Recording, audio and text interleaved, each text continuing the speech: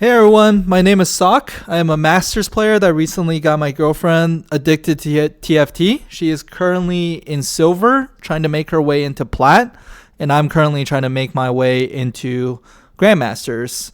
We are recording some videos where I go through, review them, and find areas of improvement for myself as well as for her so that we can both get better. Hopefully it will help you as well so that you can get better as well. If you find anything that we could have done better, please let us know. Please leave it in the comment. So today I have a review of one of my games. Currently, Miss Shu is out and not here. So it's just me recording. I'm recording this video so that she can watch it later. Please also take a look and hopefully you can learn from something. So here we're playing Mel. What Mel does is she allows you to get a powerful loot at 40 health. One thing that I don't see people talk about with Mel is, in my opinion, Mel is perfect for rerolling. Specifically, rerolling 2 cost and 3 cost. So think about Urgot, think about Zeri, think about Kog'Maw. And these are really good with Mel because when you do rerolls, you determine your power spike. By the time you're around 40 HP, you probably have 7 or 8 Zeris and maybe a bunch of frontliners that are also 7 and 8 copies of those frontliners. Let's say you are at 45 health, you can just lose one more round. Whenever you go below the melt threshold, that's when you roll it down to 0. That way you get all of your 3 stars, you get whatever loot Mel gives you, and you get an extremely good power up boost. You don't want to lose too quickly. Reroll comps generally do okay. And you don't want to win too much. Generally, again, reroll comps don't win too much. So you should be at a sweet spot where you're able to get the cash out from Mel relatively early, and that will coincide with your spike with your reroll comp, making you very, very strong. So let's see what happens. So currently I'm in a master lobby with, I believe, all masters, and I'm planning to go a reroll comp with Mel.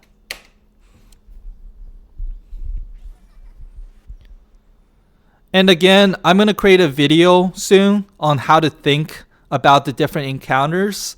They're not, there's more things to consider than just, oh, if I see Mel, I'm going to go reroll. But this is a good way for you guys to think about how to play the encounters, especially if you are at a lower rank such as gold or silver. So you don't have to think too much, right? All you have to do is think about playing different encounters in a specific way, and you should be able to get top 4 at least, okay? So here I see Nocturne. I immediately pull him to the side because Nocturne reroll is a viable possibility, especially if I get an augment that allows him to attack more. You see here, this is something that I do a lot and most people at higher levels do a lot. They will put a pair of units on the board at 3-1. What this allows them to do is to have the option of selling the board. What that means is right now I have a Nocturne, I have a Set, and I have a Camille, as well as another Steb, right? I could sell all of these and get 7 gold. So in the chance that I get 3 more gold, I could sell my board and still have a pair of Stebs, which could still turn into a 2-star Steb next turn. Alternatively, let's say I put in like a Steb and a Camille.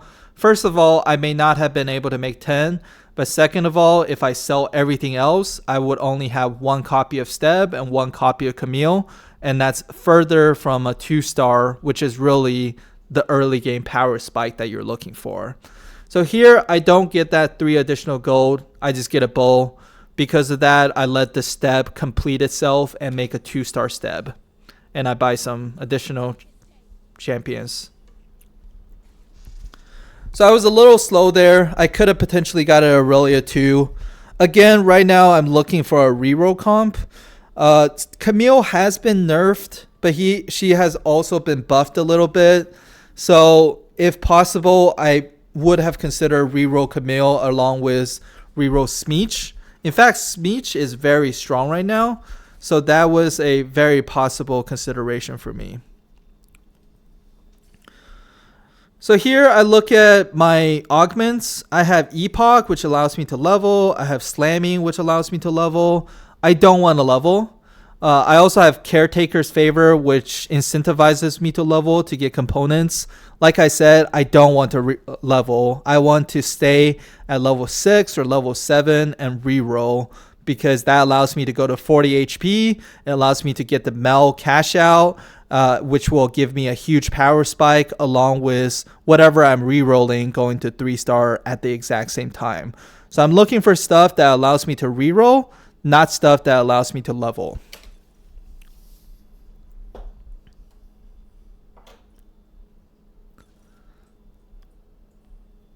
So here I get salvage bin, which is fine.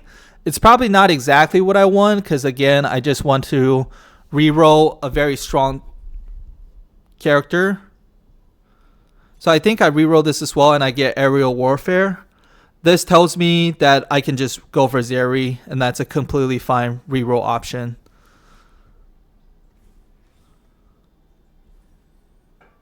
So here I sell, I put in the Zeri.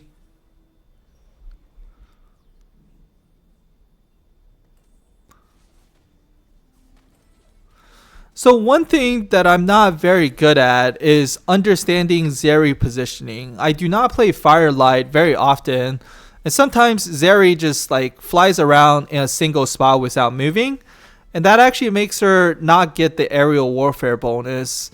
If you guys know how to make her constantly fly around to get the maximum amount of value from aerial warfare, please let me know in the comments. I would highly appreciate that. So here I go 2 Firelight, 2 Sniper, 2 Watcher. This is just a general good start to a Zeri reroll. Last patch, rerolling rerolling Kog'Maw was extremely common because he was very, very strong. This patch, Zeri did get a buff, so I wanted to try Zeri reroll to see how well it would do. It looks like this guy had the exact same mindset as me. He took Starry Night and he's currently trying to reroll for Urgot as well as Tristana.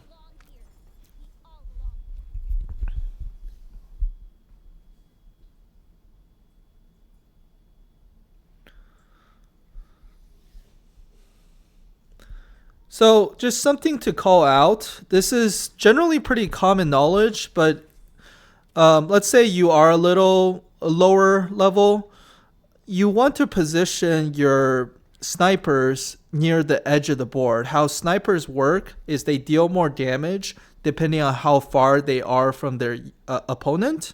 So by having them in the corner, they're the furthest passable area from their opponents. Also, if you stick one on one side and one on the other, if the opponent is down to 1 unit, for example, and they go attack the Zeri, that means they have to walk all the way to the other side of the board to hit the Maddie, and that's time that Maddie could use to kill the unit. So if you get 2 sniper, it's generally a good idea to stick one on one side and one on the other.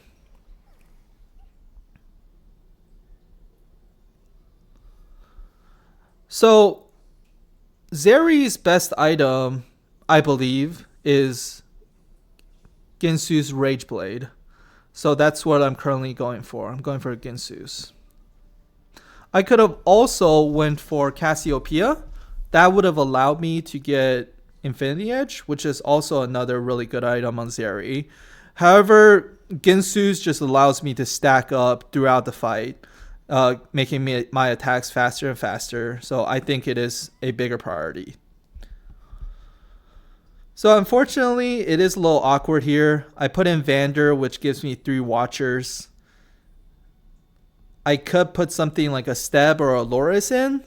But the thing about 3 Watchers is it's not 4 Watchers, but all of the Watchers still gain their bonuses. So they still get tankier.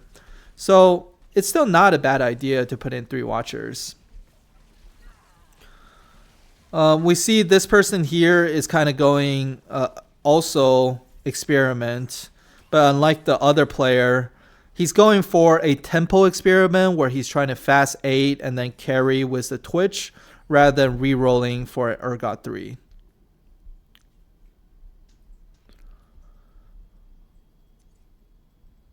So here with Zeri, generally I'm just going 4 Watcher, 2 Firelight, 2 Sniper, as well as I guess 2 Automaton at level 6. And I plan on staying at level 6 until I get my Zeri 3. So again, this is why it coincides so well with Mel's Blessing, because essentially whenever I get Mel's Blessing, I'm going to get my 3-star Zeri, and then I'm going to level to level 7 and put in another unit, in this case probably an Echo, to make myself even stronger.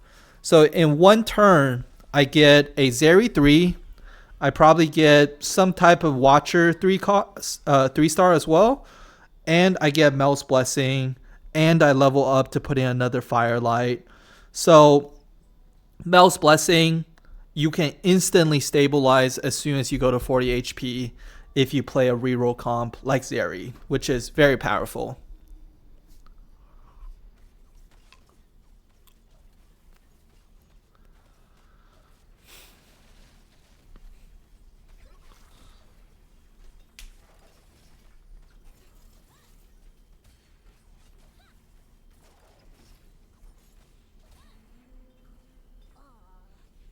So here I get Ginsu, and Infinity Edge. These are pretty good items on Zeri. Generally, you want something that allows her to heal the team and herself. I guess healing the team, it would only be Hextech Gunblade, which is preferable over a second Ginsu's. And the reason for that is you just want her to stay as long as possible alive, as well as keeping her tanks alive to stack up her Ginsu's as much as possible. But this will do. This is great, having 2 Ginsu's and the Infinity Edge. So if you look at my items, it's a little imbalanced. At this point in the game, I should have hopefully close to equal numbers of frontline and backline. Currently, my backline has a completely built up Zeri, but my frontline is almost empty in terms of items. So that's why I'm highly considering the belt overflow so that I can be as tanky as possible on my frontline. So here I see Firelight Crown, which is very good. It acts as a frontline item because it allows my frontline to take less damage and allows them to heal. So I decide to go for it. I also decide to roll a little until I get a Zeri 2 because that is my spike. So here I get 3 Firelight. I also get a Vow that I can put on my Scar to get some tankiness.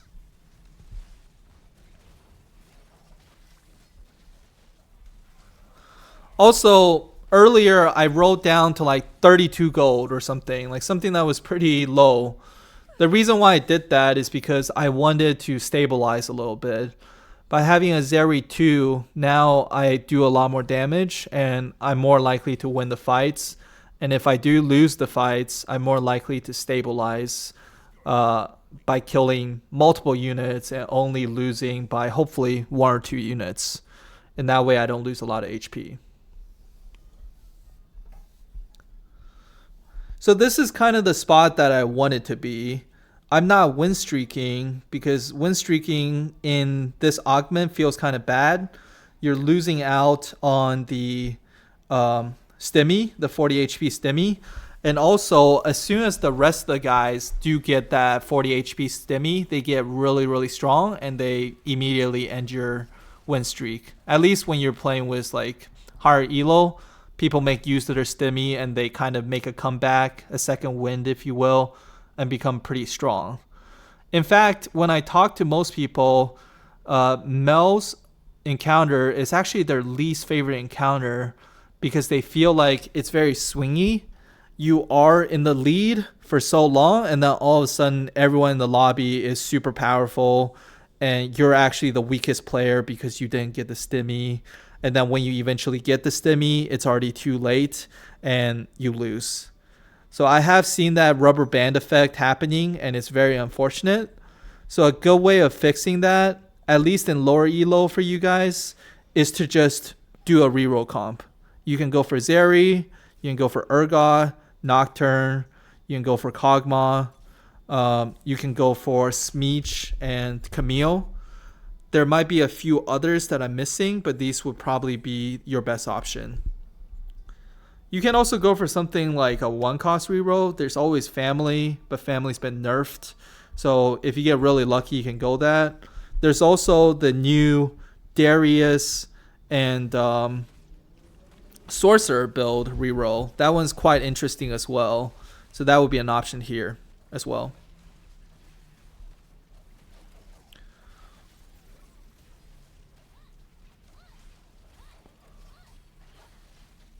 So as you can see, my Zeri is getting quite strong. She's stacking up her attack speed a lot, and she's just pew-pewing everything to death.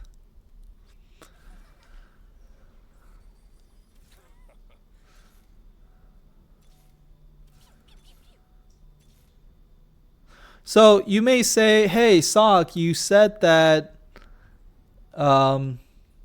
you would be middle of the pack, and currently you're second place. And that is true, but here's the thing. My board stops getting stronger for probably the next 5 or 6 rounds until I get that Zeri 3 and maybe like a Vander 3 or something. My board is as strong as it's going to get. So this is the opportunity for me to start going towards that 40 HP and getting that stemi. So I imagine in the coming round, I'll start to lose, and that will allow me to reach that 40 HP, allowing me to stabilize at Zeri 3, frontline 3, level up to 7, as well as whatever semi that is given to me. So one other thing is keep track of your opponent's HP. You can see when they go to 40 HP. So for example, the last place person just went to 34 HP. I was able to go to his board, watch him pick up his stemi, and see that the stemi is just 2 Thieves' Gloves. And now that I know, I can start planning accordingly. Who do I want to put my Thieves' Gloves on? So if we look at the team, eventually I would like to get an Echo. The Echo will allow me to get another Firelight, 4 Firelights, excuse me. I got pretty lucky here and I picked up an Echo immediately. So when I level up to 7, I will put in 4 Firelights, which will allow my Firelights to be even stronger. So here I'm at 6 Zeris, which is relatively close. I have some items. They would have been fine on Echo. Like for example, I could have went Hand of Justice, which is very good on Echo. But like I said, now that I know there's 2 Thieves' Gloves, I'll probably give one of the Thieves' Gloves to the Echo. So what that means is I need to get rid of my current items. Shojin is a decent item on Kog'Maw. It's not the best, but it's fine. So here I see Sniper's Nest, which is good. I don't need Paraforce. I probably should have rerolled to see what else there is, but this gives me another Zeri, and I really wanted a Zeri 3 when I hit 40 HP.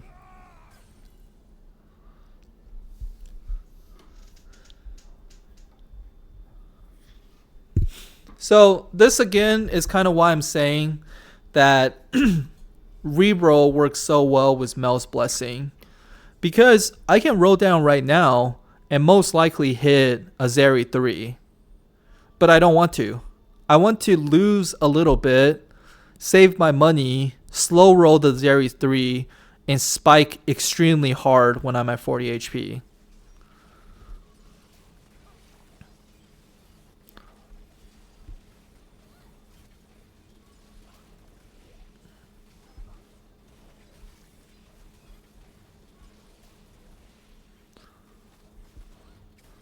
So yeah, as you can see, I'm at 57 now. I believe if I lose like once or twice more, I should be at 40 HP.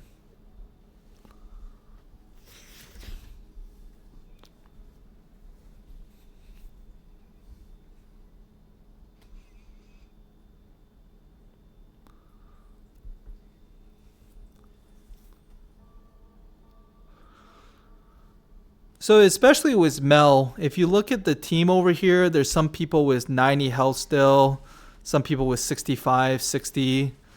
These look fine, but they actually may not be the strongest players in the game. In this case, I believe this person is the strongest player. She has the second least HP, but she is dominating. She absolutely destroyed me. It actually was not that good because of how much damage she did to me. I'm right now at 42 HP, which is quite awkward. If I lose another one, I'm probably going to be in the 20s, which is definitely danger zone. So that was a little unfortunate in terms of the matchmaking, placing me against someone who was so strong and who just got the stemi as well. So here I have the choice of rolling for a 3-star Vander and a 3-star Zeri. However, I decide that I'm going to wait one more turn so that I can get my stemi. So again, here I have 8 Zeris and 8 Vanders. In a normal game, I would definitely roll it down for both. But because we're playing with Mel, I won my 2 Thieves Gloves first. I guess one optimization that I could have improved on is to roll down and get one of them. I don't have to get both. I could get one, and that will make me stronger, which would have saved me more HP here. Also, if I got the Vander 3, I could have moved the items onto the Vander 3. So again, I had kind of a bad loss. If I could go back, I think what I would have done is roll down until I get one of them, and that would have made my loss a little better. So that was a mistake on my part. So here I'm just looking for something for my Zeri. I have strength training, which goes well with all of her Ginsus. And I get my stemi. So now I roll it down for Vander and Zeri. I level up. I put in my Firelight. I put in my stemi, which is the 2 Thieves Gloves. And I am way stronger than last turn. It is absolutely night and day. I went from someone who was very weak to one of the strongest players in the lobby now. I also move all of the defensive items over to Vander, and now I have a very strong Vander. I put Thieves Gloves onto my Scar. It was a little bit of a mistake to have it on my Amumu. I saw it a little late, so because of that, I lost the remover, which is okay because I already have all of my tanks as well as my carry items. So it's okay that I lost a remover, but it is something that I can optimize in the future.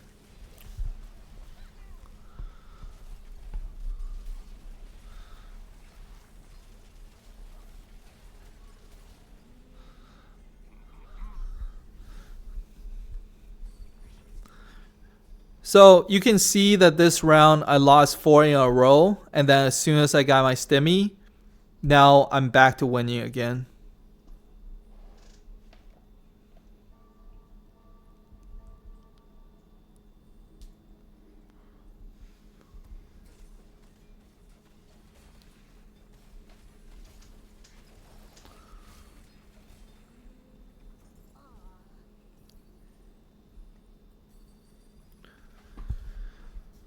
So I open this and I see a BF sword. Remember when I said earlier that Hextech is very good on her because it allows her to keep the rest of her team alive, as well as to keep her alive. At the same time, Gwynsu is the best item on Kog'Maw. So by putting Gwynsu's on Kog'Maw, I open up a slot which allows me to put Hextech on Zeri, and this will allow her to keep the rest of my team stronger. So here I'm facing against a person who has 90 HP. It looks like he's super far ahead, but in fact, I'm able to beat him. And the reason... Oh, actually, never mind. I was not able to beat him. Just kidding. So this is a little bit of the danger zone. I am currently in the danger zone where I could lose at any moment. So I decide to take out my Echo, and this allows me to put in 6 Watchers.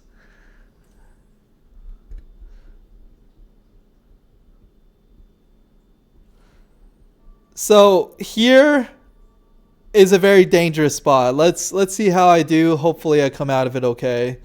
I'm now facing against the other reroller who has a 3-star ergot with a artifact, and he is very big.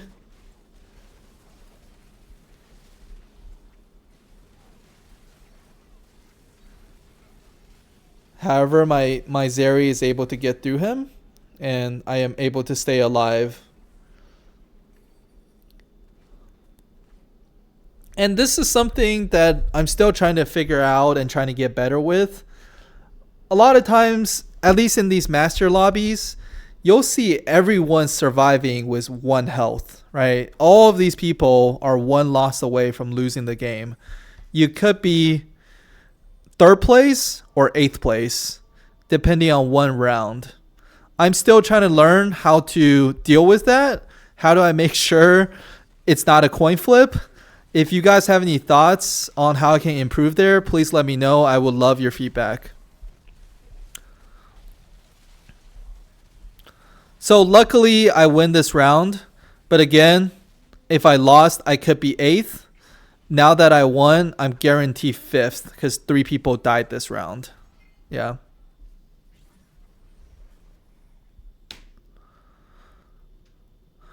So here I'm probably just looking for something tanky.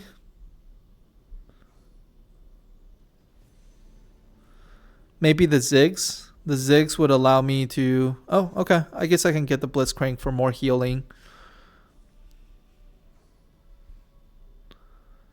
Yeah.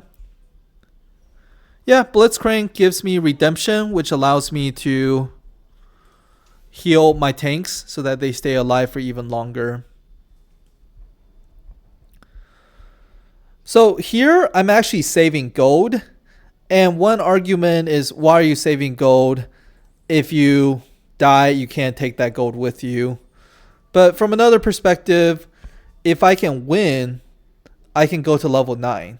And if I go to level 9, I go from 3 Firelight to 4 Firelight, which is actually quite strong. I looked at some of my opponent, decided that I will probably win most of the fights. And with that, I decided to risk it by not rolling and saving my money to level up.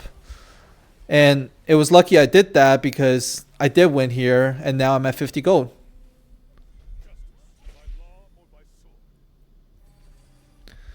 So here we can see that I'm top 4. Again, this is a low risky, but I'm willing to risk it for the biscuit right now. Let's see if I can win one more round. And if I am, I will be able to level up to level 9, where I can put in Echo and get 4 Firelight. I think I tapped in here that we got top 4. It was quite nerve-wracking. Oh. So here the predictor is saying 6%, which is quite low. Let's see what ends up happening here. So it looks like my Zeri is doing work. My Zeri and my Kog'Maw are both doing a great job. And I end up taking him out, securing the top 3.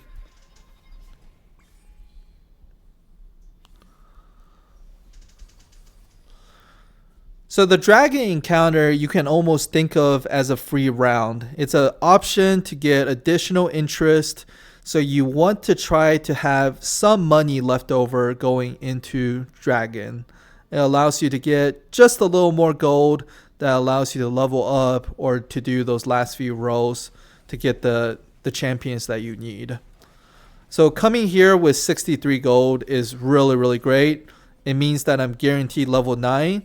I'm guaranteed to put my Echo in to be stronger with 4 Firelights.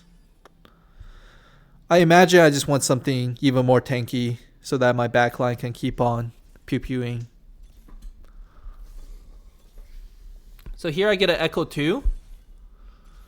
I do think I misplaced somewhat. I could have taken... Oh, okay, yeah, that's fine actually. I'm okay with that.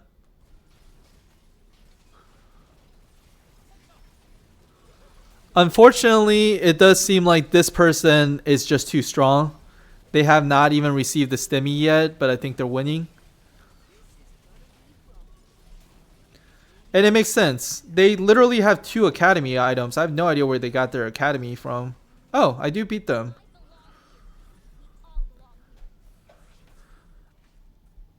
I beat them, but I don't know if that was a good thing because now they're under 40 HP and they also have gotten their stemi.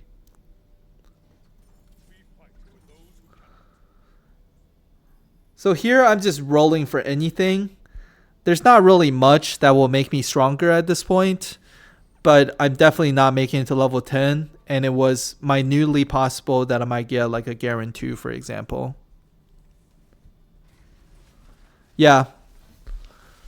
So this is the guy that I was talking about earlier. I think he was like either the first or the second person to get his stemi, and it's just kind of snowballed into him winning the whole thing. So unfortunately, I did go third.